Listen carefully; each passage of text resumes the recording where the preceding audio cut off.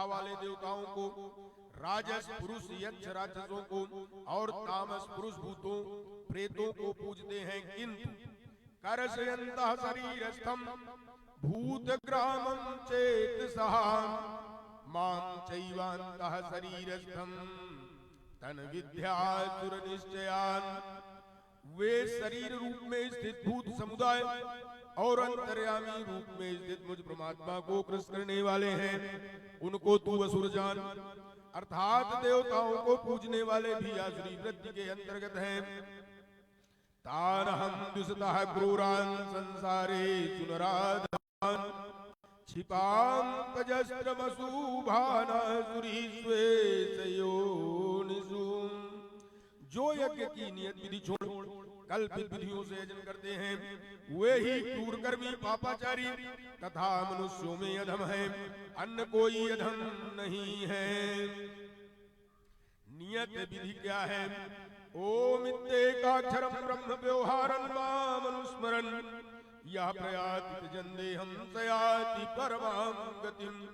ओम, जो अक्षय ब्रह्म का परिचायक है, उसका जप तथा मुझे परमात्मा का स्मरण, तत्वदर्शी महापुरुष के संरक्षण में ध्यान।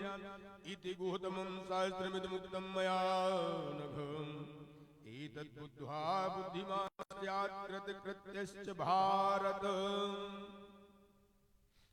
इस प्रकार यह अद्योपनीय शास्त्र मेरे द्वारा कहा गया है। स्पष्ट है कि शास्त्र गीता है। तस्मात् शास्त्रं प्रमाणं ते कार्याकार्य व्यवस्थितौ ज्ञात्वा शास्त्र विधानोक्तं कर्म कर्तुमिहार्हसि। कर्तव्य अकर्तव्य के निर्धारण में शास्त्र ही प्रमाण है, अतः गीता में निर्धारित विधि से आचरण करें। धर्म सर्वधर्मान् परित्यज्य मामेकं शरणं व्रज। धार्मिक उथल पुथल को छोड़ एकमात्र मेरी शरण हो जा। अर्थात एक भगवान के प्रति पूर्ण समर्पण ही धर्म का मूल है। उस प्रभु को पाने की नियत विधि का आचरण ही धर्माचरण है, और जो उसे करता है वह अत्यंत पापी भी शीघ्र धर्मात्मा हो जाता है। ब्रह्मणो हि प्रतिष्ठामृतस्याव्ययस्य च शाश्वतस्य च धर्मस्य सुखस्यैकान्तिकस्य च। उस अविनाशी ब्रह्म का, अमृत का, शाश्वत धर्म का और अखंड रस और अखंड एक रस आनंद का मैं ही आश्रय हूँ। अर्थात परमात्मा स्थित सद्गुरु ही इन सबका आश्रय है। ओम हरि ओम हरि ओम हरि ओम। ओम श्रीमन्नारायणाय नमः। वस्तुतः गीता पर टीका लिखने की अब कोई आवश्यकता प्रतीत नहीं होती, क्योंकि इस पर सैकड़ों टीकाएं लिखी जा चुकी हैं, जिनमें 50 तो केवल संस्कृत में ही हैं। गीता को लेकर 50 मत हैं, जबकि सबकी आधारशिला एकमात्र गीता है। ईश्वर श्री कृष्ण ने तो एक ही बात कही, फिर यह मतभेद क्यों? वस्तुतः वक्ता एक ही बात कहता है, किंतु श्रोता यदि 10 बैठे हों तो 10 प्रकार के आशय ग्रहण करते हैं। व्यक्ति की बुद्धि पर तामसी, राजसी अथवा सात्विक गुणों का जितना प्रभाव है, उसी स्तर से उस वार्ता को पकड़ पाता है। इससे आगे वह समझ नहीं पाता। अतः मतभेद स्वाभाविक है। विभिन्न मतवादों से और कभी कभी एक ही सिद्धांत अलग अलग काल और भाषाओं में व्यक्त करने से साधारण मनुष्य संशय में पड़ जाता है। बहुत सी टीकाओं के बीच वह सत्यधारा ही प्रभावित है, किंतु शुद्ध अर्थ वाली एक पुस्तक हजारों टीकाओं के बीच रख दी जाए तो उसमें यह पहचानना कठिन हो जाता है कि यथार्थ कौन है। वर्तमान काल में गीता की बहुत सी टीकाएं हो गई हैं, सभी अपनी सत्यता का उद्घोष करती हैं, किंतु गीता के शुद्ध अर्थ से वे बहुत दूर हैं। निसंदेह कुछ महापुरुषों ने सत्य का स्पर्श भी किया, किंतु कतिपय कारणों से वे उसे समाज के समक्ष प्रस्तुत ना कर सके। श्री कृष्ण के आशय को हृदयंगम न कर पाने का मूल कारण है कि वे एक योगी थे। श्री कृष्ण जिस की बात करते हैं, क्रमशः चलकर उसी स्तर पर खड़ा होने वाला कोई महापुरुष ही अक्षर से बता सकेगा कि श्री कृष्ण ने जिस समय गीता का उपदेश दिया था उस समय उनके मनोगत भाव क्या थे। मनोगत समस्त भाव कहने में या नहीं आते, कुछ तो कहने में आज पाते हैं, कुछ भाव भंगिमा से व्यक्त होते हैं और शेष पर्याप्त क्रियात्मक हैं, जिसे कोई पथिक चलकर ही जान सकता है। जिस स्तर पर श्री कृष्ण थे क्रमशः चलकर उसी अवस्था को प्राप्त महापुरुष ही जानता है कि गीता क्या कहती है। वह गीता की पंक्तियां ही नहीं दोहराता बल्कि उनके भावों को भी दर्शा देता है, क्योंकि जो दृश्य श्री कृष्ण के सामने था वही उस वर्तमान महापुरुष के समक्ष भी है। इसलिए वह देखता है, दिखा देगा, आप में जागृत भी कर देगा, उस पथ पर चला भी देगा। पूज्य श्री परमहंस जी महाराज भी उसी स्तर के महापुरुष थे। उनकी वाणी तथा अंतःकरण से मुझे गीता का जो अर्थ मिला उसी का संकलन यथार्थ गीता है। इसमें मेरा अपना कुछ भी नहीं है, यह क्रियात्मक है। साधन अपनाने वाले प्रत्येक महापुरुष को इसी परिधि से गुजरना होगा। जब तक वह इससे अलग है तब तक स्पष्ट है कि अब साधन नहीं करता, किसी न किसी प्रकार की लकीर अवश्य पीटता है। अतः किसी महापुरुष की शरण ले। हरि ओम हरि ओम।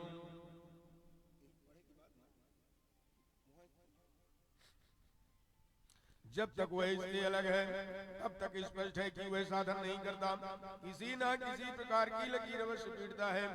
अतः किसी महापुरुष की शरण ले। श्री कृष्ण ने किसी अन्य सत्य को नहीं बताया बल्कि कहा, ऋषि भीर बहुधा गीतम, ऋषियों ने अनेकों बार जिसका गायन किया है वही कहने जा रहा हूँ। उन्होंने यह नहीं कहा उस ज्ञान को केवल मैं ही जानता हूँ या मैं ही बताऊंगा, बल्कि कहा किसी तत्वदर्शी के पास जाओ, निष्कपट भाव से सेवा करके उस ज्ञान को प्राप्त करो। श्री कृष्ण ने महापुरुषों द्वारा शोधित सत्य को ही उद्घाटित किया है। गीता सुबोध संस्कृत में है। यदि अन्वयार्थ ही ले तो गीता का अधिकांश आप स्वयं हृदयंगम कर सकेंगे, किंतु आप ज्यों का त्यों अर्थ नहीं लेते। उदाहरण के लिए श्री कृष्ण ने स्पष्ट कहा कि यज्ञ की प्रक्रिया ही कर्म है, फिर भी आप कहते हैं कि खेती करना कर्म है। यज्ञ को स्पष्ट करते हुए उन्होंने बताया कि यज्ञ में बहुत से योगी जन प्राण को अपान में हवन करते हैं, बहुत से अपान को प्राण में हवन करते हैं, बहुत से योगी प्राणापान दोनों को रोककर प्राणायाम परायण हो जाते हैं, बहुत से योगी इंद्रियों की संपूर्ण प्रवृत्तियों को संयमाग्नि में हवन करते हैं। इस प्रकार श्वास प्रश्वास का चिंतन यज्ञ है, मन सहित इंद्रियों का संयम यज्ञ है। शास्त्रकार ने स्वयं यज्ञ बताया, फिर भी आप कहते हैं कि विष्णु के निमित्त स्वाहा बोलना, अग्नि में जो तिल घी का हवन करना यज्ञ है। उन योगेश्वर ने ऐसा एक शब्द भी नहीं कहा। क्या कारण है आप समझ नहीं पाते? बाल की खाल निकाल कर रखने पर क्यों वाक्य विन्यासी आपके हाथ लगता है? आप अपने को यथार्थ जानकारी से शून्य ही क्यों पाते हैं? वस्तुतः जन्म लेकर क्रमशः बड़ा होता है तो पैतृक संपत्ति उसे विरासत में मिलते हैं। ठीक उसी प्रकार उसे कुछ रूढ़ियां, परंपराएं, पूजा पद्धतियां भी विरासत में मिल जाती हैं। 33 करोड़ देवी देवता तो भारत में बहुत पहले गिने गए थे। विश्व में उनके अनगिनत रूप हैं। शिशु ज्यों बड़ा होता है अपने माता पिता भाई बहन पास पड़ोस में इनकी पूजा देखता है। परिवार में प्रचलित पूजा पद्धतियों की अमिट छाप उसके मस्तिष्क पर पड़ जाती है। देवी की पूजा मिली तो जीवन भर देवी देवी रटता है। परिवार में भूत पूजा मिली तो भूत भूत रटता है। कोई शिव तो कोई कृष्ण तो कुछ पकड़े ही रहता है, उन्हें वह छोड़ नहीं सकता। ऐसे भ्रांत पुरुष को गीता जैसा कल्याणकारी शास्त्र मिल भी जाए तो वह उसे समझ नहीं सकता। पैतृक संपदा को कदाचित वह छोड़ भी सकता है, किंतु इन रूढ़ियों और मजहबी बचड़ों को नहीं मिटा सकता। पैतृक संपत्ति को हटाकर आप हजारों मील दूर जा सकते हैं, किंतु दिल दिमाग में अंकित ये रूढ़िगत विचार वहां भी आपका पिंड नहीं जोड़ते। आप सिर काटकर अलग तो रख नहीं सकते। अतः आप यथार्थ शास्त्र को भी उन्हीं रूढ़ियों, रीति रिवाजों, मान्यताओं और पूजा पद्धतियों के अनुरूप ढाल कर देखना चाहते हैं। यदि उनके अनुरूप बात ढलती है, वार्ता का क्रम बैठता है, तो आप उसे सही मानते हैं। और नहीं ढलती तो गलत मानते हैं। इसलिए आप गीता का रहस्य नहीं देख पाते। गीता का रहस्य रहस्य ही बनकर रह जाता है।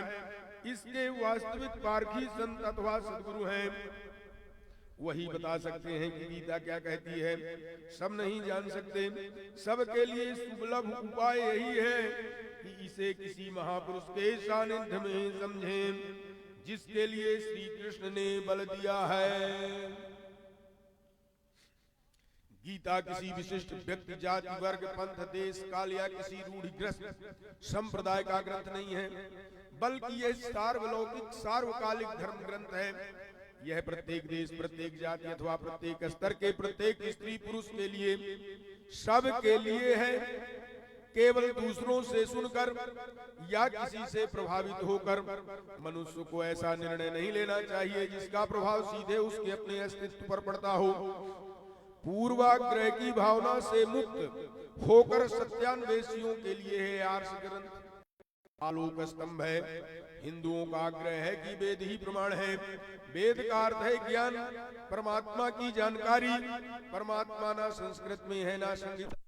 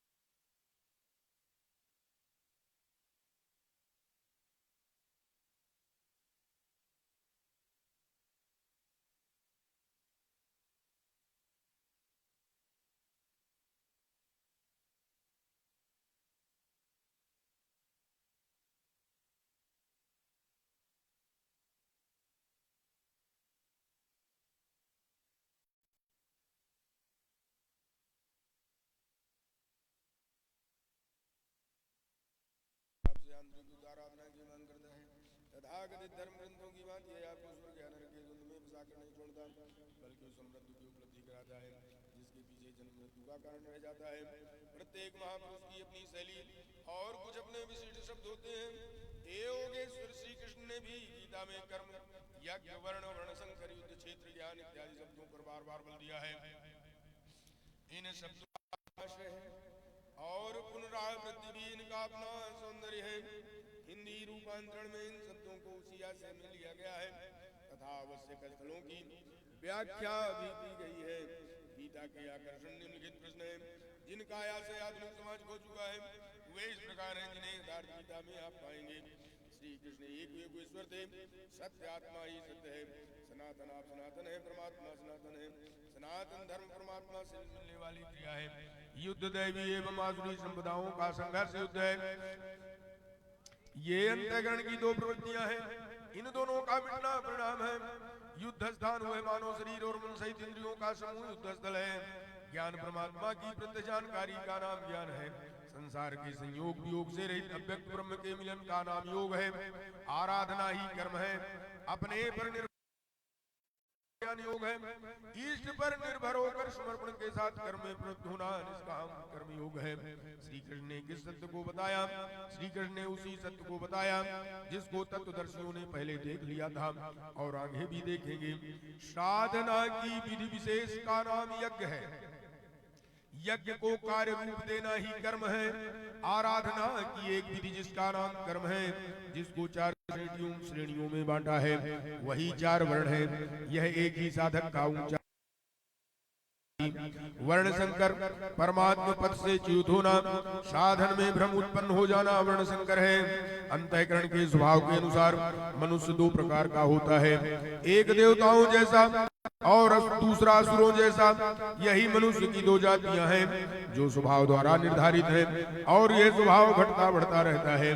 देवता हृदय देश में परम देव का देवत्व अर्जित कराने वाले गुणों का समूह है।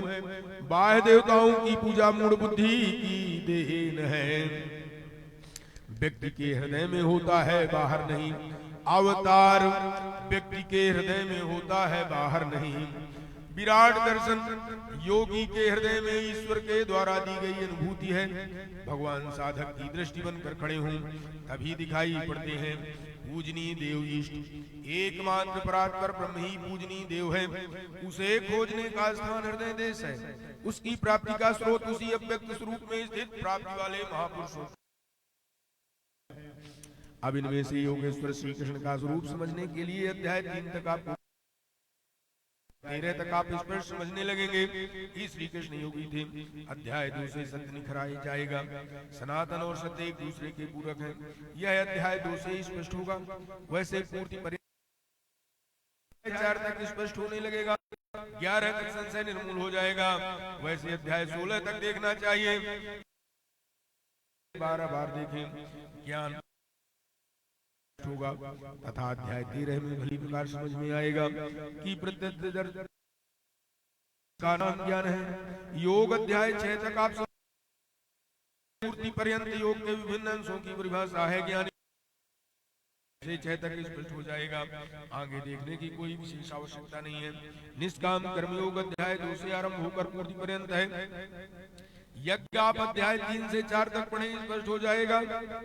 कर्म का नाम अध्याय में प्रथम बार दिया गया है। कर्म का नाम अध्याय 2 में 39वें श्लोक में प्रथम बार दिया गया है। इसी श्लोक से अध्याय 4 तक पढ़ लें तो स्पष्ट हो जाएगा कि कर्म का अर्थ आराधना भजन क्यों है। अध्याय 16 और 17 तक यह विचार स्थिर कर देता है कि यही सत्य है। वर्ण संकर अध्याय 3 में और अवतार अध्याय स्पष्ट हो जाएगा। वर्ण व्यवस्था के लिए अध्याय 18 देखना होगा। वैसे संकेत अध्याय 3-4 में भी है। मनुष्य की देवासुर जातियों के लिए अध्याय 16 द्रष्टव्य है। विराट दर्शन अध्याय 10 से 11 तक स्पष्ट हो गया। अध्याय 7, 9 और 15 में भी इस पर प्रकाश डाला गया है। अध्याय 7, 9 और 17 में बाह्य देवताओं की स्तुतिहीनता स्पष्ट हो जाती है। परमात्मा के पूजन की स्थली हृदय देशी है। जिसमें ध्यान, प्रश्वास के चिंतन इत्यादि की क्रियाएं हैं, जो एकांत में बैठकर मूर्ति के सामने नहीं की जाती हैं। अध्याय 3, 4, 6 और 18 में स्पष्ट है। बहुत सोचने विचारने से क्या प्रयोजन है? यदि अध्याय 6 तक ही अध्ययन कर लें तो यथार्थ गीता का मूलाशय आपकी समझ में आ जाएगा। गीता जीविका संग्राम का साधन नहीं, अपितु जीवन संग्राम में शाश्वत विजय का क्रियात्मक प्रशिक्षण है। इसलिए युद्ध ग्रंथ है जो वास्तविक विजय दिलाता है। किंतु गीतोक्त युद्ध तलवार, धनुष, बाण, गदा और फरसे से लड़ा जाने वाला सांसारिक युद्ध नहीं है, और न इन युद्धों में शाश्वत विजय निहित है। यह सदसत प्रवृत्तियों का संघर्ष है, जिनके रूपकात्मक वर्णन की परंपरा रही है। वेद में इंद्र और वृत्त विद्या और विद्या, पुराणों में देवासुर संग्राम, महाकाव्यों में राम और रावण, कौरव एवं पांडव के संघर्ष को ही गीता में धर्म क्षेत्र और कुरुक्षेत्र, दैवी संपद एवं आसुरी संपद, सजाती एवं विजाती कहा गया है। यह संघर्ष जहां होता है वह स्थान कहां है? गीता का धर्म क्षेत्र और कुरुक्षेत्र भारत में कोई भूखंड नहीं। स्वयं गीताकार के शब्दों में इदम शरीरम कौन्तेय क्षेत्रमित्यभिधीयते, कौन्तेय यह शरीर जिसमें बोया हुआ भला और बुरा भी संस्कार रूप से सदैव उगता है। 10 इंद्रियां, मन, बुद्धि, चित्त, अहंकार, 5 विकार और 3 गुणों का विकार इस क्षेत्र का विस्तार। प्रकृति से उत्पन्न इन 3 गुणों से विवश होकर मनुष्य को कर्म करना पड़ता है। वह क्षण मात्र भी कर्म किए बिना नहीं रहता। पुनरपि जननम पुनरपि मरणम पुनरपि जननी जठरे शयनम, जन्म जन्मांतरों से करते ही तो बीत रहा है। यही कुरुक्षेत्र है। श्रद्ध गुरु के माध्यम से साधना के सही दौर में पढ़कर साधक जब परम धर्म परमात्मा की ओर अग्रसर होता है, तब यह क्षेत्र धर्म क्षेत्र बन जाता है। यह शरीर ही क्षेत्र है। इसी शरीर के अंतराल में अंतःकरण की 2 प्रवृत्तियां पुरातन हैं, दैवी संपद और आसुरी संपद। दैवी संपद में है पुण्य रूपी पांडु और कर्तव्य रूपी कुंती। पुण्य जागृत होने से पहले मनुष्य जो कर्म कुछ भी कर्तव्य समझकर करता है, अपनी समझ से वह कर्तव्य ही करता है, किंतु उससे जो कर्तव्य नहीं होता उसके पुण्य के बिना कर्तव्य को समझा ही नहीं जा सकता। कुंती ने पांडु से संबंध होने से पूर्व जो कुछ भी अर्जित किया था वह था कर्ण। आजीवन कुंती के पुत्रों से लड़ता रह गया। पांडवों का दुर्धर्ष शत्रु यदि कोई था तो वह था कर्ण। विजातीय कर्म ही कर्ण है, जो बंधनकारी है, जिससे परंपरागत रूढ़ियों का चित्रण होता है। पूजा पद्धतियां पिंड नहीं छोड़ती। पुण्य जागृत होने पर धर्म रूपी युधिष्ठिर, अनुराग रूपी अर्जुन, भाव रूपी भीम, नियम रूपी नकुल, श्रत विद्या रूपी सात्यकी, काया में सामर्थ्य रूपी काशी, कर्तव्य के द्वारा भाव पर विजय कुंती भोज इत्यादि स्टोरमुखी मानसिक को कहे प्रवृत्तियों का उत्कर्ष होता है, जिसकी गणना 7 अक्षोहिणी है।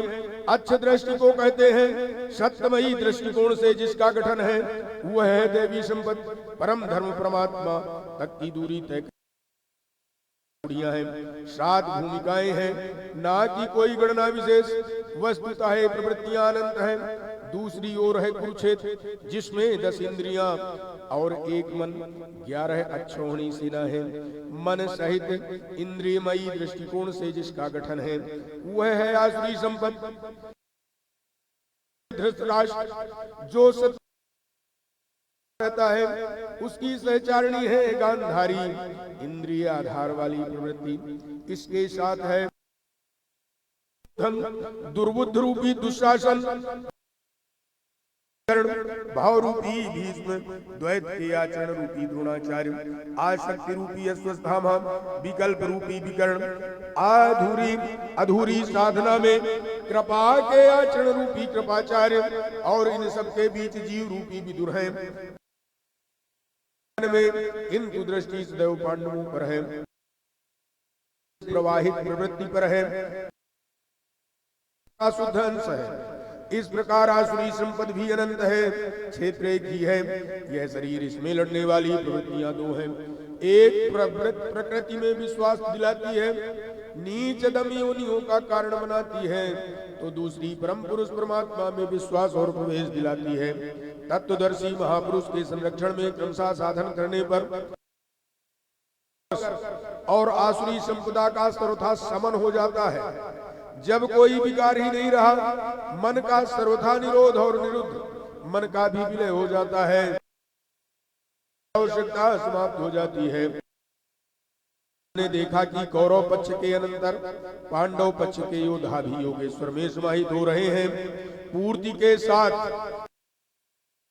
है, अंतिम शाश्वत परिणाम निकल आता है। इसके पश्चात महापुरुष यदि कुछ करता है तो केवल करता है।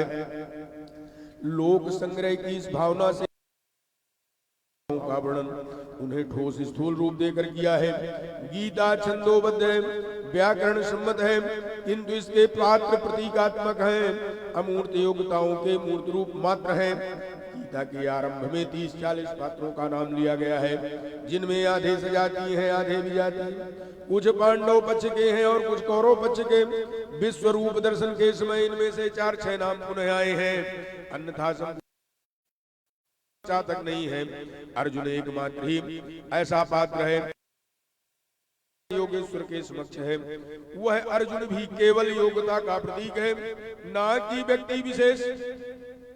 गीता के आरंभ में अर्जुन सनातन, किंतु योगेश्वर कृष्ण ने इसे अज्ञान बताया और निर्देश दिया कि आत्मा ही सनातन है, शरीर नाशवान है, इसलिए युद्ध कर। इस आदेश से यह स्पष्ट नहीं होता कि अर्जुन कौरवों के पांडव पक्ष के ही शरीरधारी, दोनों ओर संबंधी ही तो थे। संस्कारों पर आधारित शरीर क्या हो सकेगा जब शरीर नाशवान है, जिसका अस्तित्व है ही नहीं। श्री क्या किसी शरीरधारी की रक्षा में खड़े थे? श्री कृष्ण ने कहा करता है पुरुष व्यर्थी जीता है। यदि श्री कृष्ण किसी शरीरधारी की रक्षा में खड़े हैं, तब तो वे भी मूढ़ बुद्धि है, व्यर्थी। अनुराग ही अर्जुन है, अनुरागी के लिए महापुरुष सदैव खड़े हैं। अर्जुन शिष्य था और श्री कृष्ण एक सद्गुरु थे। विनयावनत होकर उसने कहा कि धर्म के मार्ग में मोहित चित्त मैं आपसे पूछता हूँ कि वह उपदेश मेरे प्रति कहिए। अर्जुन श्रेय चाहता था, प्रिय भौतिक पदार्थ नहीं। साधिए संभालिए, मैं आपका शिष्य हूँ, आप ही शरण हूँ। इसी प्रकार गीता में स्थान स्थान पर स्पष्ट है कि अर्जुन अर्थ अधिकारी हैं और योगेश्वर श्री कृष्ण एक सद्गुरु हैं। वे सद्गुरु अनुराग के साथ सदैव हैं। जब भाव तावस कोई व्यक्ति पूज महाराज जी के करने लगता है, तब वे कहा से कहीं रहो, मन से मेरे पास आते रहो। प्रातः सायं राम शिवोम किसी 1-2-2.5 अक्षर के और मेरे स्वरूप का हृदय में ध्यान धरो। 1 मिनट भी स्वरूप पकड़ लोगे, वह मैं से अधिक पकड़ने लगोगे तो भजन से रथी बनकर सदैव तुम्हारे साथ रहूंगा।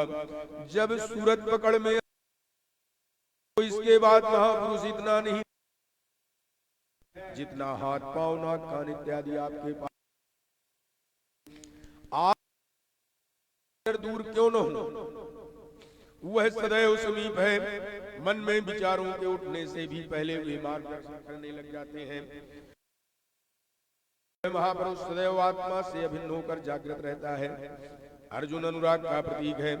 गीता के 11वें अध्याय में योगेश्वर श्री कृष्ण का ईश्वर देखने पर अर्जुन अपनी छूत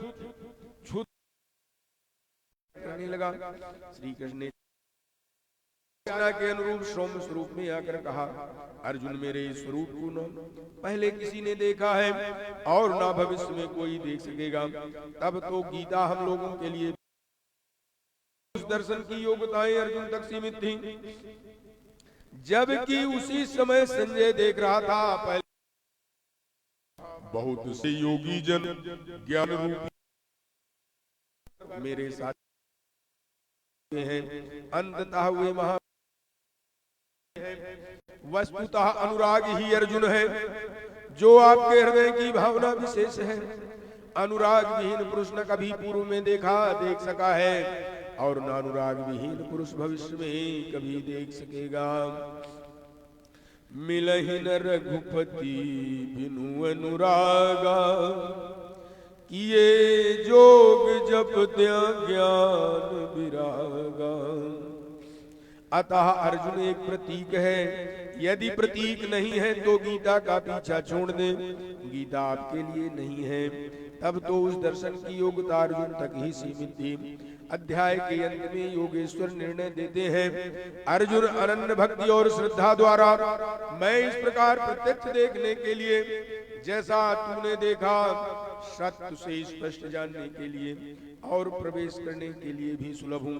अनन्य भक्ति का अनुराग का ही दूसरा रूप है, अनन्य भक्ति अनुराग का ही दूसरा रूप है और यही अर्जुन का स्वरूप भी है। अर्जुन पथिक का प्रतीक है, इस प्रकार गीता के पात्र प्रतीकात्मक हैं, यथास्थान उनका संकेत है। रहे हो कोई ऐतिहासिक श्री कृष्ण और अर्जुन, निश्चय ही हुआ हो कोई विश्व युद्ध, किंतु गीता में भौतिक युद्ध का चित्रण कदापि नहीं है। उस ऐतिहासिक युद्ध के मुहाने पर घबराया तो था अर्जुन, न कि सेना तो लड़ने को तैयार खड़ी थी। क्या गीता का उपदेश देकर श्री कृष्ण ने शब्दसाची अर्जुन को सेना की योग्यता का बनाया? वस्तुतः साधन लिखने में नहीं आता, सब कुछ पढ़ लेने के बाद भी चलना शेष ही रहता है। यही प्रेरणा यथार्थ गीता है। बोलिए सद्गुरुदेव भगवान की जय।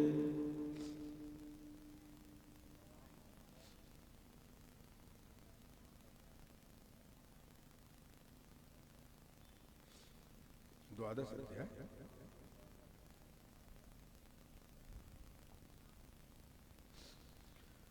ओम श्री परमात्मने नमः। बोलिए श्रीमन्नारायण भगवान की जय। नारायणं नमस्कृत्यं नरं चैव नरोत्तमं, देवीं सरस्वतीं व्यासं ततो जयमुदीरयेत्।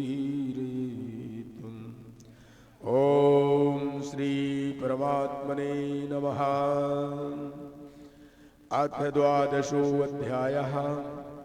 एकादश अध्याय के अंत में श्री कृष्ण ने बार बार बल दिया था कि अर्जुन, मेरा यह स्वरूप जिसे तूने देखा तेरे सिवाय न पहले कभी देखा गया है और में कोई देख सकेगा। मैं न तप से न यज्ञ से और न दान से ही देखे जाने को सुलभ हूँ, किंतु अनन्य भक्ति के द्वारा मेरे अतिरिक्त अन्यत्र कहीं श्रद्धा बिखरने न पाए। निरंतर तैल धारावत मेरे चिंतन के द्वारा ठीक इसी प्रकार जैसा तूने देखा, मैं प्रत्यक्ष देखने के लिए, तत्व से साक्षात जाने के लिए और प्रवेश करने के लिए भी सुलभ हूँ। अतः अर्जुन निरंतर मेरा ही चिंतन कर। भक्तवन अध्याय के अंत में उन्होंने कहा था, अर्जुन तू मेरे ही द्वारा निर्धारित किए गए कर्म को कर, मत परम अभी तू मेरे परायण होकर कर। अनन्य भक्ति ही उसकी प्राप्ति का माध्यम है। इस पर अर्जुन का प्रश्न स्वाभाविक था, जो अव्यक्त अक्षर की उपासना करते हैं और जो सगुण आपकी उपासना करते हैं, इन दोनों में श्रेष्ठ कौन है? यहाँ इस प्रश्न को अर्जुन ने तीसरी बार उठाया है। अध्याय उसने कहा था कि भगवान, यदि निष्काम कर्म योग की अपेक्षा सांख्य योग आपको श्रेष्ठ मान है, तो आप मुझे भयंकर कर्मों में क्यों लगाते हैं? इस पर श्री कृष्ण ने कहा, अर्जुन निष्काम कर्म मार्ग अच्छा लगे चाहे ज्ञान मार्ग, दोनों ही दृष्टियों से पर भी जो इंद्रियों को हट से रोककर मन से विषयों का स्मरण करता है वह दंभाचारी है, ज्ञानी नहीं। अतः अर्जुन तू कर्म कर। कौन सा कर्म कर? तो नियतम कुरु कर्म, तुम निर्धारित किए हुए कर्म को कर। निर्धारित कर्म क्या है? तो बताया यज्ञ की प्रक्रिया ही एकमात्र कर्म है। यज्ञ की विधि बताया जो आराधन चिंतन की विधि विशेष है, परम में प्रवेश दिलाने वाली प्रक्रिया है। जब निष्काम कर्म मार्ग और ज्ञान मार्ग दोनों में ही कर्म करना है, यज्ञार्थ कर्म करना है, क्रिया एक ही है तो अंतर कैसा? भक्त कर्मों का समर्पण करके इष्ट के आश्रित होकर यज्ञार्थ कर्म में प्रवृत्त होता है, तो दूसरा सांख्य योगी अपनी शक्ति को समझकर अपने भरोसे उसी कर्म में प्रवृत्त होता है, पूरा श्रम करता है। अध्याय 5 में अर्जुन ने पुनः प्रश्न किया, भगवान आप कभी सांख्य माध्यम से कर्म करने की प्रशंसा करते हैं तो कभी समर्पण माध्यम से निष्काम कर्म योग की प्रशंसा करते हैं, इन दोनों में श्रेष्ठ कौन है? यहां तक अर्जुन समझ चुका था कि कर्म दोनों दृष्टियों से करना होगा, फिर भी दोनों में श्रेष्ठ मार्ग है। श्री कृष्ण ने कहा, अर्जुन दोनों ही दृष्टियों से कर्म में प्रवृत्त होने वाले मुझको ही प्राप्त होते हैं, किंतु सांख्य मार्ग की अपेक्षा निष्काम कर्म मार्ग श्रेष्ठ है। निष्काम कर्म योग का अनुष्ठान किए बिना न कोई योगी होता है और न ज्ञानी। सांख्य योग दुष्कर है, उसमें कठिनाइयां अधिक हैं। यहाँ तीसरी बार अर्जुन ने यही प्रश्न रखा कि भगवान आप में अनन्य भक्ति से लगने वाले और अव्यक्त अक्षर की उपासना में लगने वाले, इन दोनों में श्रेष्ठ कौन है? अर्जुन उवाच एवं सतत युक्ताये भक्तास्त्वां पर्युपासते ये चाप्यक्षरमव्यक्तम् तेषां के योग विद्यमाः।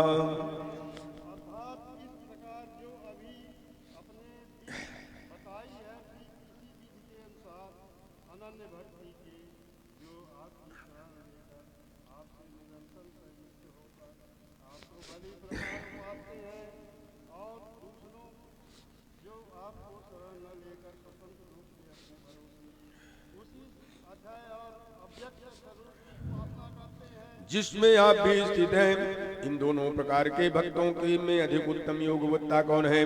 इस पर योगेश्वर श्री कृष्ण ने कहा, श्री भगवान मय्यावेश्य मनो ये मां नित्य युक्ता उपासते श्रद्धया परयोपेतास्ते में युक्त तमामताः। अर्जुन मुझ में मन को एकाग्र करके निरंतर मुझसे संयुक्त हुए जो भक्तजन परम से संबंध रखने वाली श्रेष्ठ श्रद्धा से युक्त होकर मुझे भजते हैं, वे मुझे योगियों में भी अति उत्तम योगी मान्य है।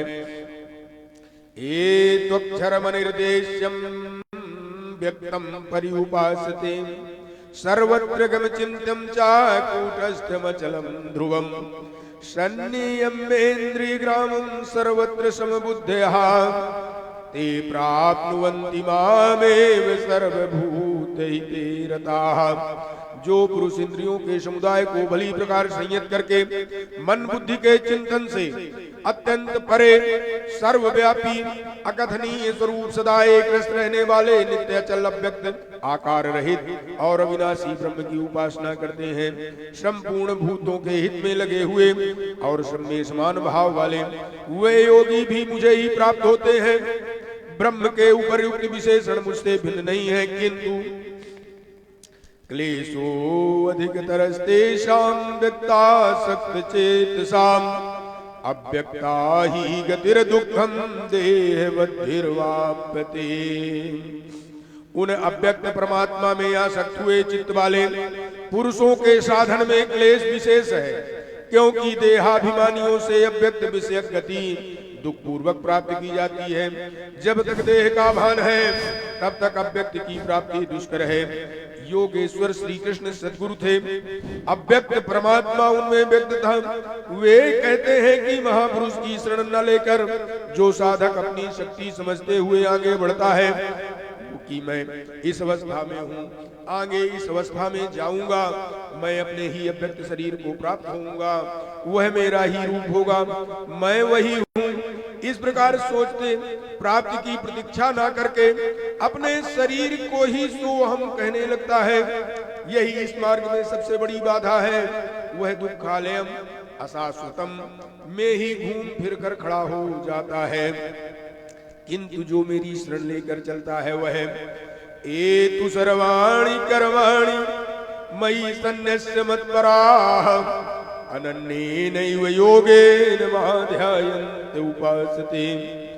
जो मेरे परायण होकर संपूर्ण कर्मों को अर्थात आराधना को मुझ में अर्पण करके अनन्य भाव से योग अर्थात आराधना प्रक्रिया के द्वारा निरंतर चिंतन करते हुए भजते हैं, तेषाम् अहं समुद्धर्ता मृत्यु संसार सागरात् भवामि न चिरात् पार्थ मय्यावेशित चेतसाम्। केवल मुझ में चित्त लगाने वाले उन भक्तों का मैं शीघ्र ही मृत्यु रूप संसार सागर से उद्धार करने वाला होता हूँ। इस प्रकार चित्त लगाने की प्रेरणा और विधि पर योगेश्वर प्रकाश डालते हैं। मय्येव मनाधस्तु मयि बुद्धिं निवेशय निवसिष्यसि मय्येव यत ऊर्ध्वं न संशयः। इसलिए अर्जुन तू मुझ में मन लगा, मुझ में ही बुद्धि लगा, इसके उपरांत तू मुझ में ही निवास करेगा, इसमें कुछ भी संशय नहीं है। मन और बुद्धि भी ना लगा सके तो अर्जुन ने पीछे कहा था कि मन को रोकना तो मैं वायु की तरह दुष्कर समझता हूँ। इस पर योगेश्वर श्री कृष्ण कहते हैं अथ चित्तम समाधातुं न शक्नोषि मयि स्थिरम् अभ्यास योगेन ततो मामिच्छाप्तुं धनंजय। यदि तू मन को मुझ में चल स्थापित करने में समर्थ नहीं है तो हे अर्जुन योग के अभ्यास द्वारा मुझे प्राप्त करने की इच्छा कर। जहां भी चित्त जाए वहां से घसीट कर उसे आराधना चिंतन क्रिया में लगाने का नाम अभ्यास है।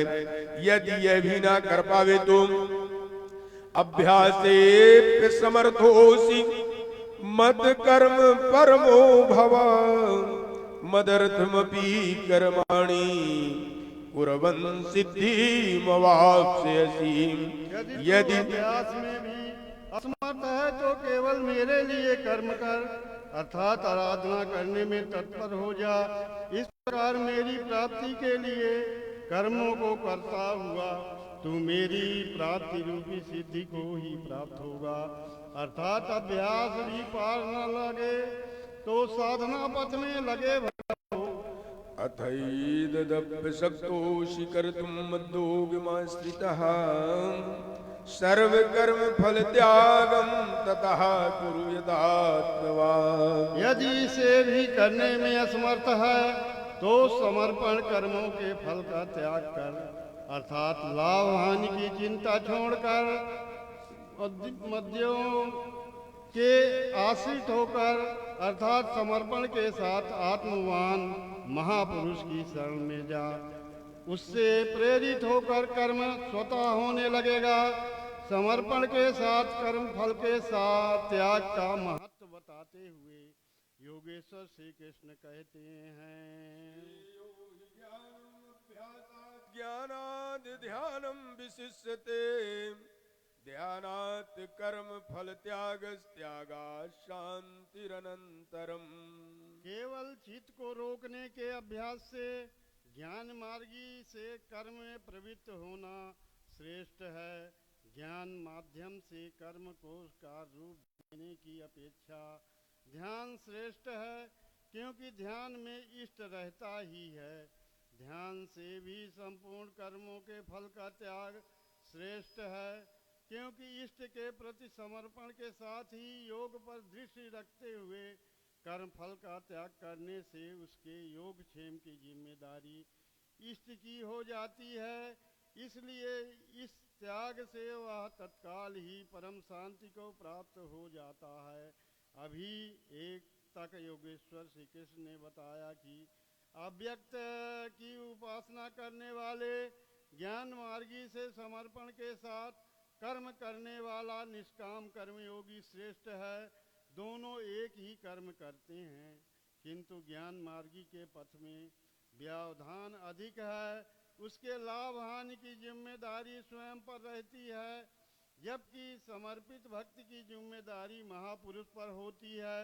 इसलिए वह कर्म फल त्याग द्वारा शीघ्र ही शांति को प्राप्त हो जाता है। अब शांति प्राप्त पुरुष के लक्षण बताते हैं। अद्वेष्टा सर्वभूतानां मैत्रः करुणैव च निर्ममो निरहंकारः समदुःखसुखः शमी। इस प्रकार शांति को प्राप्त हुआ जो पुरुष सब भूतों में देशभाव से रहित, सबका प्रेमी और हेतु रहित दयालु है, और जो ममता से रहित, अहंकार से रहित, सुख दुख की प्राप्ति में समता क्षमावान है। संतुष्टः सततं योगी यतात्मा दृढ़ निश्चयः मय्यर्पितमनो बुद्धिर्यो मद्भक्तः स मे प्रियः। जो निरंतर योग की पराकाष्ठा से संयुक्त है, लाभ तथा हानि में संतुष्ट है, मन तथा इंद्रियों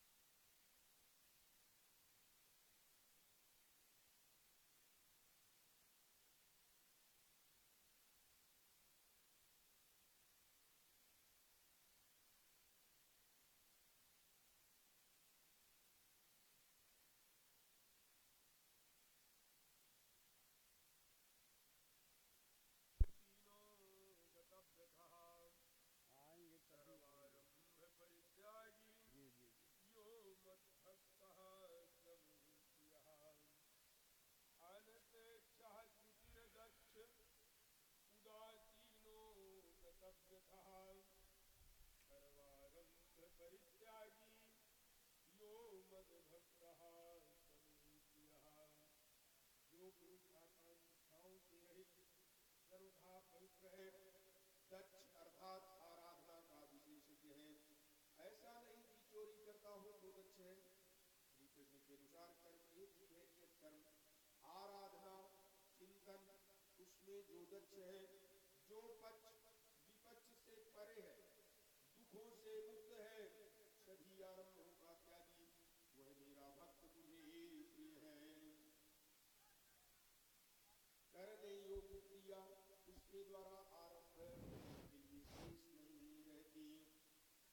यो न रिष्यति न द्वेष्टि न शोचति न कांक्षति शुभाशुभ परित्यागी भक्तिमान्यः स मे प्रियः।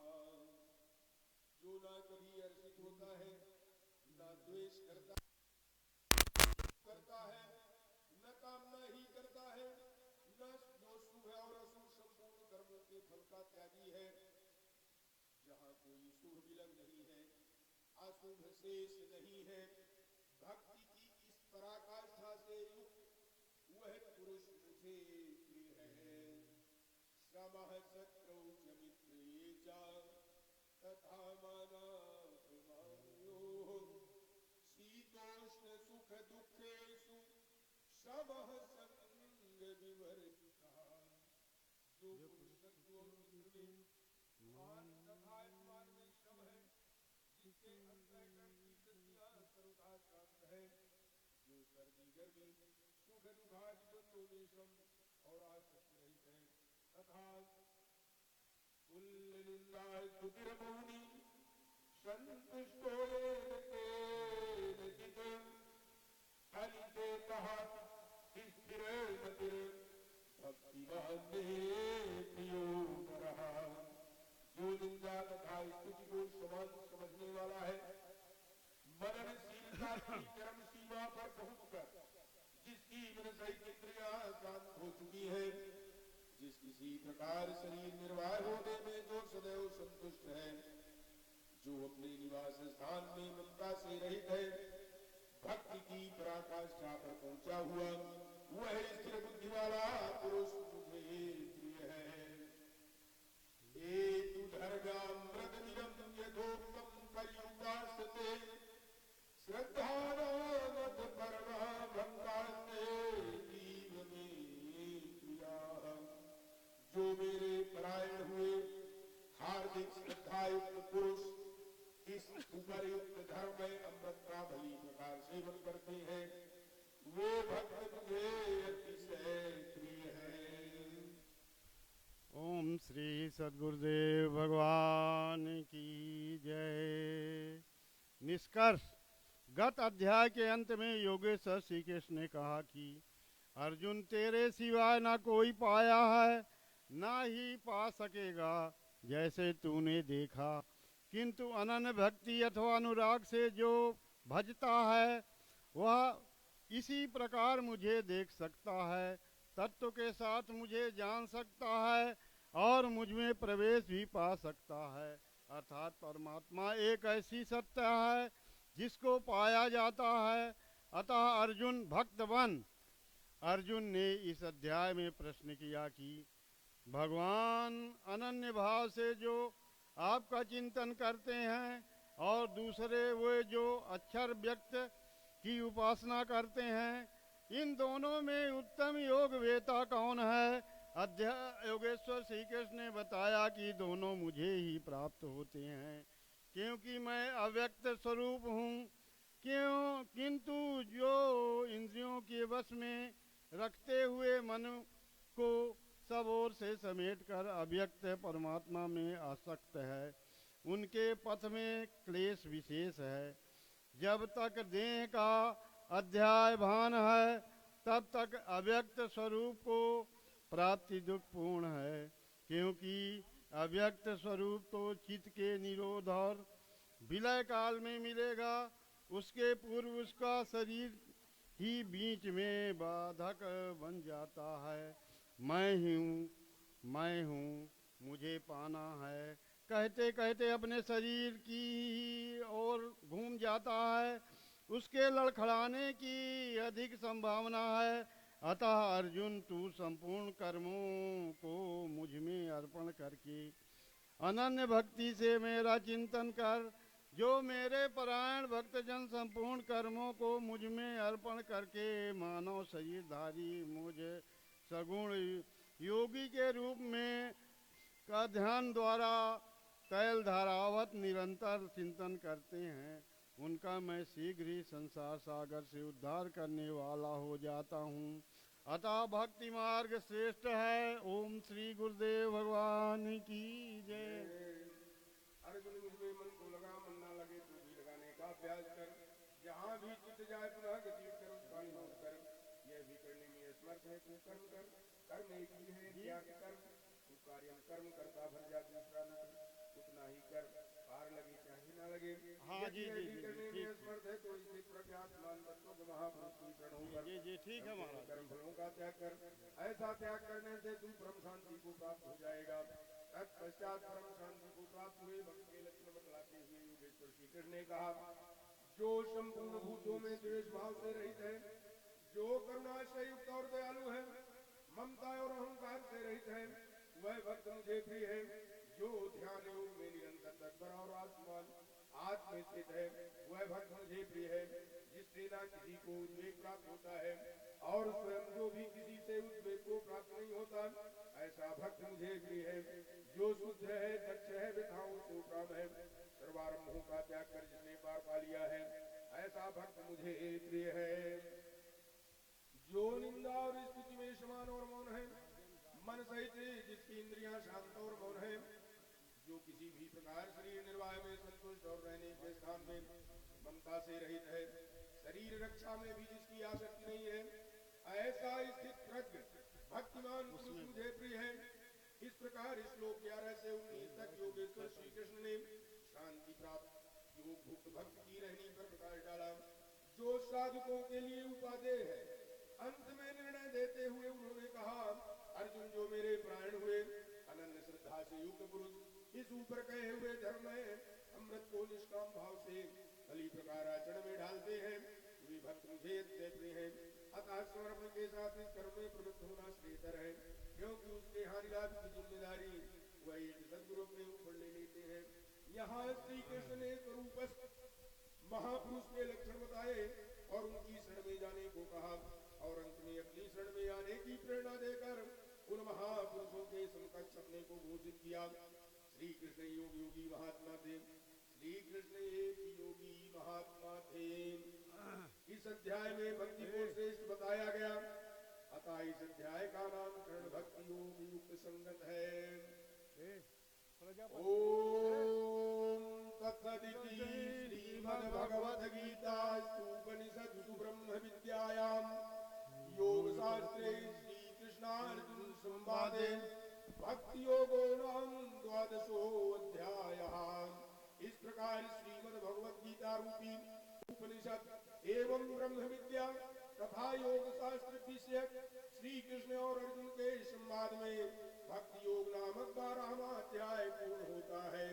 इति श्रीमद् परमहंस परमानंद शिष्य स्वामी श्री अड़गड़ानंद कृते श्रीमद् भगवद गीतायाः यथार्थ गीता भाष्ये भक्ति योगो नाम द्वादशो अध्यायः।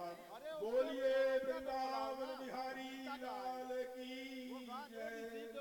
हरि ओम तत्सत, हरि ओम तत्सत, हरि ओम तत्सत।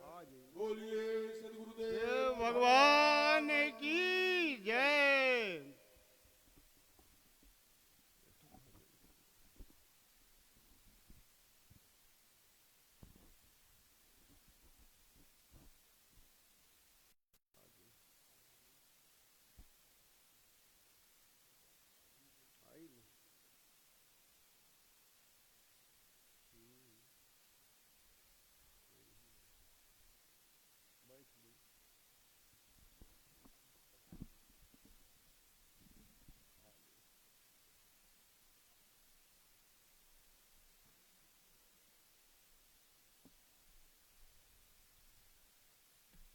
गीता के भजन गा दो। हाँ हाँ, अभी गीता खत्म हुआ है ना, तो गीता जो गाती है बढ़िया चलता है। हाँ, प्रणाम करो भगवान।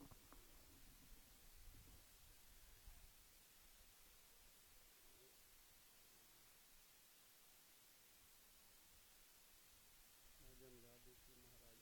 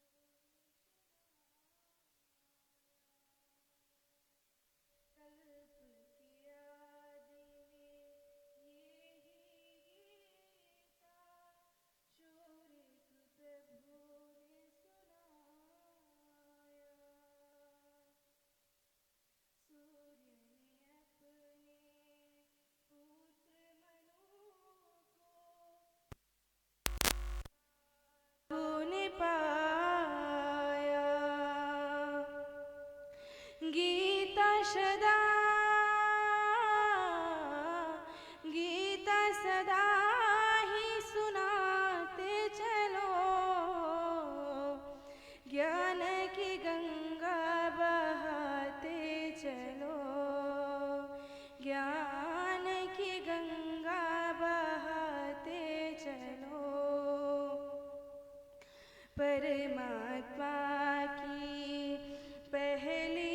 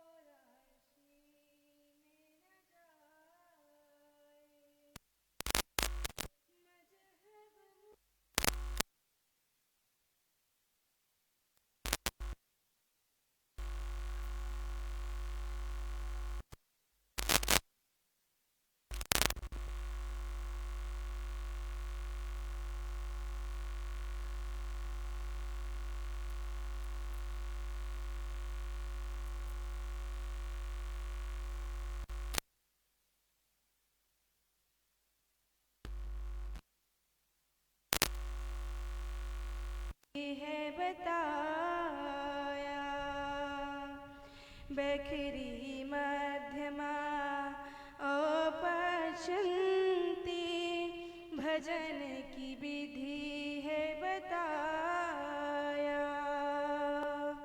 परावाणी में पहुँच के प्राणी प्रभु का दर्शन पाया। भजन की विधि, भजन की विधि है बताते चलो, ज्ञान की गंगा बहाते चलो, ज्ञान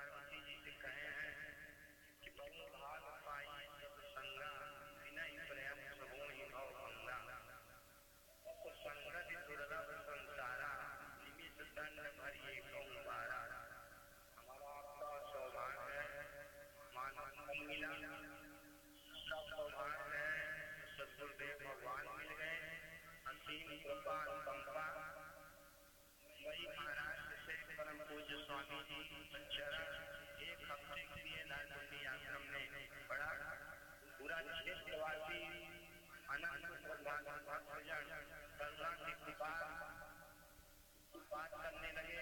इतने को कष्ट दुख हुआ कि स्वामी जी यहाँ से जा रहे हैं। नालकुंडी से लेकर के रीवा तक यहाँ आए हुए महात्मा लोग ड्राइवर बताने लगे उनसे स्वामी जी के लिए हर जगह भक्त इतने अपार हुई थी जैसे गोपिकाएं कृष्ण भगवान से मथुरा जाने लगे। किसी का भी इच्छा नहीं थी कृष्ण भगवान को छोड़ करके मथुरा जाए, लेकिन कृष्ण भगवान कहे कि हम मथुरा जा रहे हैं तो 4-10 दिन रहेंगे, चले आए। किसी को भी विश्वास नहीं था कि स्वामी जी इतना जल्दी वहां से वापस आ जाएंगे। हम लोग स्वामी जी तक जाने लगे। देखो तुम लोगों का प्रेम होगा तो कल हम चले आएंगे, नहीं प्रेम होगा तो नहीं आएंगे। और यहाँ से जगदीश महाराज जी गए बाहर दर्शन किए, बताए कि बड़े महाराज जी यहाँ से दादी आश्रम पधार गए हैं, चरण पड़ गया है। तो सतीश जी बहुत खुश हुए, हम बहुत प्रसन्न हैं कि बड़े महाराज जी दादी आश्रम गए। तो कृष्ण भगवान जी गोपिकाओं से वादा करके गए थे कि हम फिर कभी आएंगे, लेकिन तुम लोग छोड़ दो। एक हम ऐसा भागा है जो कि मामा के गोद में आज तक खेल नहीं पाए, जैसे जन्म हुआ।